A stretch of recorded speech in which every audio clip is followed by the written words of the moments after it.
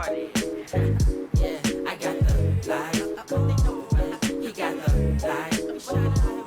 We got the light. What you know about it? So much light. More light than a spike in your power bill. Or a match when it strike, we devour ill. They don't know how to feel. Their minds crippled into gangbangers. Never saw losers when we game changers. What's up, dog? Hello again, everybody. This is Daryl, and I just wrapped up Bomb Rush Cyberfunk. Which, not gonna lie, based on my tone at the end of the Proteus review, I had already finished it. It's just the timeline's all out of whack. A lot of the games I'm going to be talking about by this point are games that I've already finished. I am ahead of schedule. That's weird for me, but also really good. I'm not complaining. I'm so ahead of schedule that maybe, depending on how my life is by the time this video is up, this video could be going up in the winter time. Like, I'm talking like the Game Awards might have just happened and this video is suddenly going up when I'm recording this on July 19th. Either way around, I am still very excited to talk about this game because I've been looking forward to it for a while. I remember seeing the early trailers for Bomb Rush Cyberfunk and thinking, man, it's about time someone capitalized on what Sega seems to be perfectly fine with leaving dormant. And frankly, I still think that. That said, I'm also happy that Sega decided to go back and revisit a lot of their old IP to bring to the modern day. One of those IP being the new Jet Set Radio. I know some people pulled the old lol, we already have Bomb Rush Cyberfunk now, you're too late, Sega. But I, for one, have the mindset of, heck yeah, now we have a great spiritual successor to Jet Set Radio and a new Jet Set Radio game coming. So if you ask me, I'm fine with both games coexisting because that means we win either way. I mean, yeah, sure, the new Jet Set Radio could flop, but in the meantime, it could also be a success. So for now, let's be optimistic and just hope that the game is really good. I don't think that's a naive take, I'm just saying. Oh, and before I get into the review proper, I also just wanted to point out that Jet Set Radio was my first review on this channel years ago, and this game made me feel very nostalgic for that. Like, really nostalgic. But enough with all that, let's talk about the game itself. Bomb Rush Cyberfunk has a lot going for it, but I want to start with the way the game opens. It wasn't what I expected at all, to be honest. The intro of the game got my attention immediately, and it's not really a spoiler since it happens within the first 30 minutes of the game, pausing for anybody who cares about those spoilers.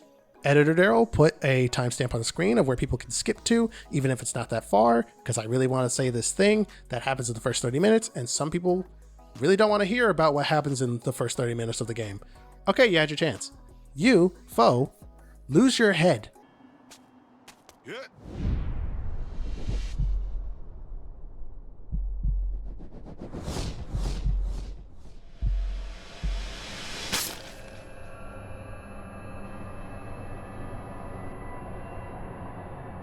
What the fuck? And you have to get it back from DJ Cyber and his gang called Futurism. Yes, you heard me right. You lose your head in the tutorial. This game is kind of messed up to varying degrees to the point where I think it flirts a little bit with Suda51's style of storytelling, just a little bit. This game is also more violent than I thought in the same ways Jet Set Radio had a particularly dark undertone in of itself. Well, maybe not dark so much as it's not as for kids as it might seem in some cases. You tend to forget about that with all the funky and groovy music and the clean cel-shaded art style, but yeah, this game goes places sometimes. As for the plot itself, it goes much deeper than simply being about claiming turf and becoming all city. That's all I'll really say for that. The plot isn't super unique, but it's very well told and had my focus the whole way through. I will also say that the cast of characters are very interesting themselves. Not that they're super complex, that kind of interesting, but just fun to be around, or fun to dislike in some cases.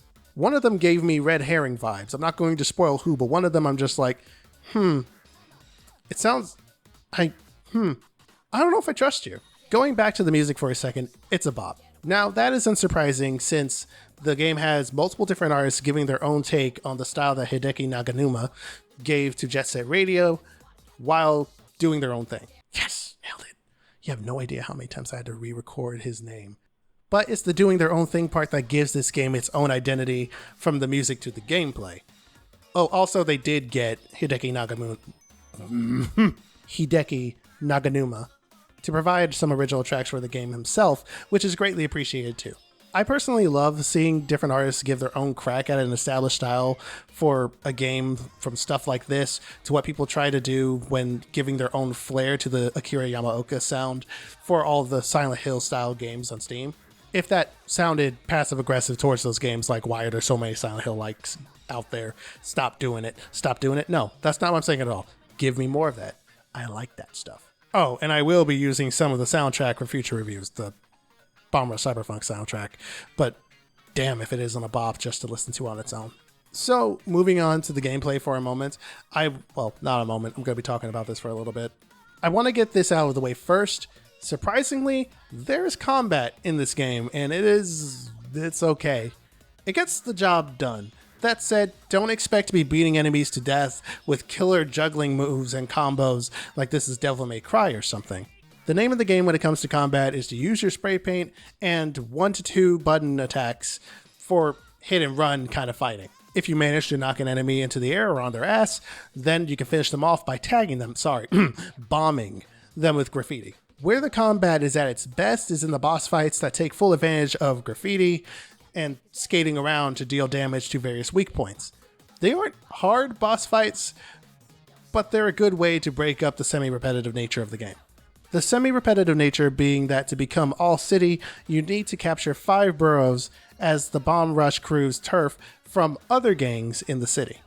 So the general loop goes, new area, bomb it up, challenge new members of each gang to something specific they want you to do to show your exquisite swagger, then challenge the whole crew that you're, trying to take the territory from to a scoring battle where the most points gained earns that crew control. Rinse and repeat. Now, if I'm being honest, I only say that it's semi-repetitive because some people are going to see it that way. Me, myself, I don't think it's repetitive at all, but if you break it down to that, then yeah, it's pretty repetitive. Go here, do this, boom, boom, boom, boom, boom, game done. That said, all gameplay loops are repetitive by nature. The trick is to not make it obvious to the player until they've completed the game. That's how they get you. I say that like that's some big revelation, but some people will definitely take it as one. Skating and doing graffiti is immensely satisfying in this game, and is clearly its bread and butter. And before I continue, I just wanted to give a quick shout out to all the graffiti artists that aided in the game's development, because the graffiti in the game looks sick. And I would tag my own bedroom with it if my landlord would let me. That said, it's not super easy to pull off any graffiti style you want.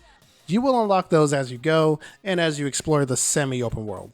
To make the graffiti, you'll need to connect the dots in a specific order for a specific piece that you want to put up. The more you unlock, the more options you'll have. And the longer you play, the more you'll learn to get the most out of those controls.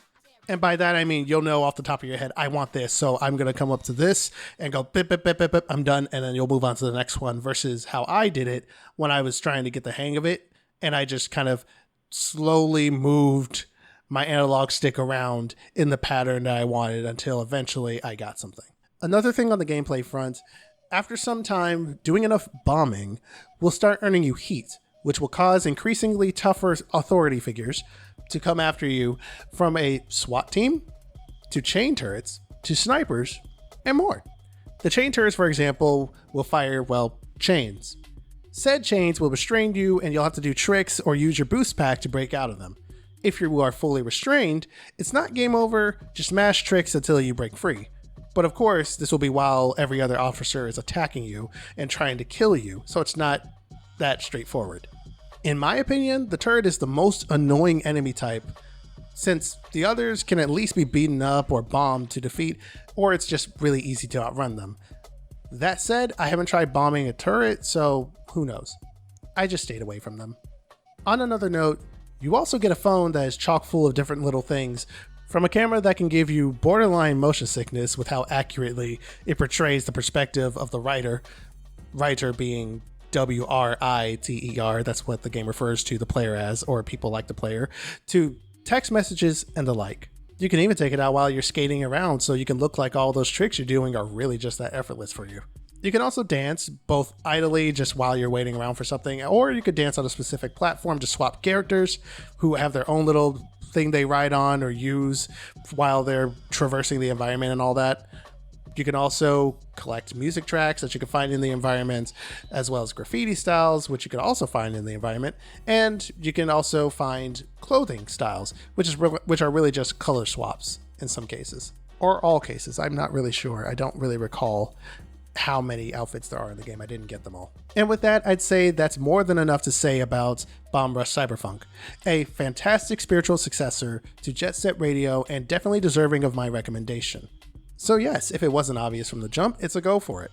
Bomb Rush Cyberfunk is available on PS4, PS5, Nintendo Switch, GeForce Now, Xbox One, PC, and Xbox Series X and S for $40. I'm very much looking forward to whatever Team Reptile does next. But in the meantime, I will go boot up this next game that will be a bit of a departure from the games that I typically review. If you want to see what that is, then feel free to like and subscribe. And yes, I hate saying that as much as you hate hearing it. So, I hope you've enjoyed your stay. I'm TUSDarryl, and I'll catch you guys later. Bye. Precious.